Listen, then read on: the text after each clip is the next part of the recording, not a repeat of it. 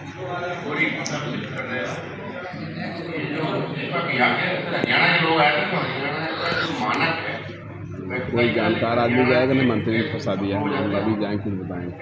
हमारा बैंक पास भी तो ले गया भारत में मानक है वो तब ईरो होता है इनको भी नहीं पता है जो समझ में आया तीसरा होता है कल हमारे जो साउथ एशियन कंट्रीज हैं ये जापान कोरिया जो पढ़े हैं उनको प्रैक्टिकल ट्रेन हमारे जो इंडियन डायस्पोरा रहता है यूएस के अलावा वो मिलेगा वहाँ के मानक पढ़े लिख कर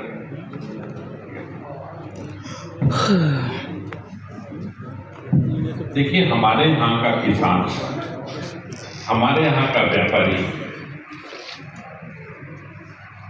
वो आलू का उत्पादन हो चाहे कोई और उपज हो, अभी 90% उपयोग ट्रेडिशनली कर रहा है, जैसे पारंपरिक विधि से कर रहा है।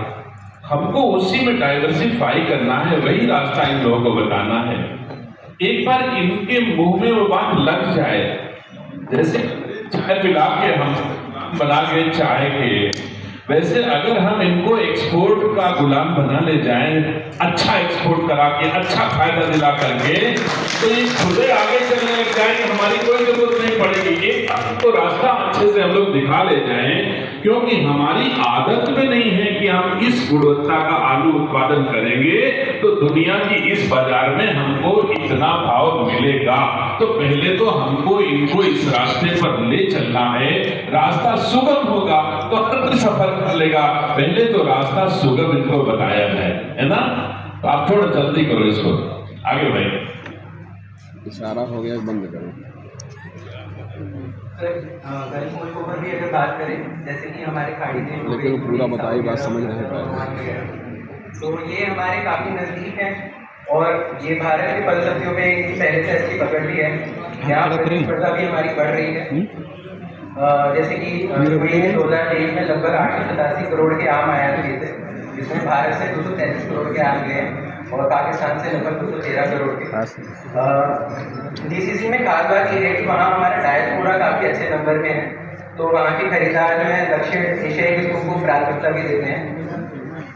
और अगर हम अल्फोंसो जैसे खुशबूदार आम भारतीय के जो है हमारे और अरब निवासियों को भी ये खूब पसंद आते हैं। इसके अलावा जो प्रोसेस आलू की वेराइटीज है हमारी फ्रेंच फ्राइज के लिए, वे भी भारी डिमांड में है। जैसे अकेले यूएई ने लगभग 8,300 करोड़ के फ्रोजन आलू का उत्पाद इंपोर्ट किया है दुनिया भर से, जिसमें भारत का लेकिन सिर्फ हिस्सा है 322 करोड़ का। यानी इसमें हम अपने हिस्सेदारी को इसमें बढ़ा सकते हैं। सब्जियों की अगर बात करें, जैसे हरी मिर्च, भिंडी, बैंगन, तो इसकी भी अच्छी खपत है वहाँ पे बड़े प्रवासी आबादी के कारण। लेकिन भारतीय स्वाद जो है ये इसको और बढ़ावा देने की जरूरत है, हमें इसको और प्रमोट करना है। इन ताज़ा उत्पादों को एयर कार्गो के जरिए जितना जल्दी हम पहुँचा सकें उतना ज़्यादा हमारी प्रोड्यूस और बढ़ेगी। साथ ही ये भी सुनिश्चित करना है कि हर जो हम प्रोड्यूस देख रहे हैं ये फीड रेटिंग और फाइटोसैनिटरी सर्टिफिकेशन के साथ ली जाए। तो जीसीसी के लिए हमारी जो स्ट्रैटेजी है वो ये है कि फाइटोसैनिटरी स्टैंडर्ड्स का जो है हमें पालन करना है वहाँ के। इसके अलावा ग्लोबल गैप के प्रमाण पत्र भी हासिल करने हैं। ताज़ा के साथ साथ जो फ्रोजन और डिहाइड्रेटेड क्रॉप्स हमारे हैं उनमें भी हमें प्रोड्यूस जो है अपना एक्सप्लोर करना है थोड़ा।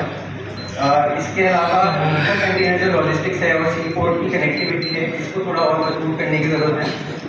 जो हमारे गल्फ फूड और अन्य इंटरनेशनल फूड फेस्टिवल्स हैं इनमें हमें यूपी के स्टॉल्स लगाने की ज़रूरत है और यहाँ पर यूपी का हिस्सा आगे आना चाहिए। कुल मिलाकर खाड़ी देश में हमारे नेशनल मार्केट है, ये हमारे नज़दीक है और वहाँ हमारी सिक्योरिटी पसंद भी है। बस हमें तेज़ी से और बेहतर क्वालिटी के साथ में वहाँ पे पहुँचना है। तो ये जो हमने डिस्कशन किया इससे कुछ चैलेंजेस निकल के आते हैं और हमारी सरकार जो है तेज़ी से काम भी कर रही है। जैसे अगर हम बात करें तो यूपी में हॉर्टिकल्चर का शेयर जो कम है फिलहाल 9.2% है अगर हम टोटल एरिया की बात करें तो इसका शेयर बढ़ाने के लिए फरक्रॉप मनक्रॉप जैसा प्रोग्राम उत्तर प्रदेश सरकार लेके आ रही है, जिसका अगले हफ्ते हम फरक्रॉप मनक्रॉप वीक भी मनाने वाले हैं। इसके अलावा NBRI के थ्रू प्रोटेक्टेड कल्टीवेशन को बढ़ावा देने का भी प्रोग्राम है। जो हमारी पुरानी खेती की प्रैक्टिसेस हैं जिनके कारण जो हमारी क्वालिटी है वो थोड़ी इंकन्सिस्टेंट रहती है, इसके लिए प्रदेश ने 21 हाईटेक नर्सरी स्थापित की गई हैं। इसके अलावा 20 का अभी कंस्ट्रक्शन पूरा हो चुका है और 27 जो है वो अभी अंडर डेवलपमेंट है। इससे नए किस्मों के पौधे और डिजीज फ्री प्लांटिंग मटीरियल जो है किसानों को कहीं से मिल सके। साथ ही 3 सेंटर ऑफ एक्सीलेंस भी शुरू किए गए हैं जो कि मिर्ज़ापुर, बाराबंकी और झांसी में हैं, जो कि उन्नत तकनीक और प्रशिक्षण मुहैया कराएंगे। इसके अलावा आगे कुछ प्रैक्टिसेस भी विकसित की जा रही हैं, जिसमें कि 20 ऑलरेडी विकसित हो चुकी हैं सब्जियों के लिए, 10 विकसित हो चुकी हैं औषधि फसलों के लिए, और इससे किसान जो है आधुनिक वैज्ञानिक तरीकों से उत्पादन करके अपने क्वालिटी और ये दोनों को बढ़ा सकते हैं। इसके अलावा लगभग 35,000 किसानों के साथ एक इंस्टेंट कम्युनिकेशन चैटर पर ही साफ सफाई, ग्रेडिंग, पैकिंग, इन सबकी सुविधा उपलब्ध होगी। ठीक है ना, दे दो। प्रोड्यूस है हमारा वो खराब हुए बिना एक्सपोर्ट के लिए तैयार हो सके। हाँ ठीक। कोल्ड स्टोरेज की क्षमता में भी पिछले साल करीब 20 लाख मीट्रिक टन की वृद्धि हुई है, जिससे प्रदेश की कुल कोल्ड स्टोरेज क्षमता लगभग 2 करोड़ मीट्रिक टन हो गई है।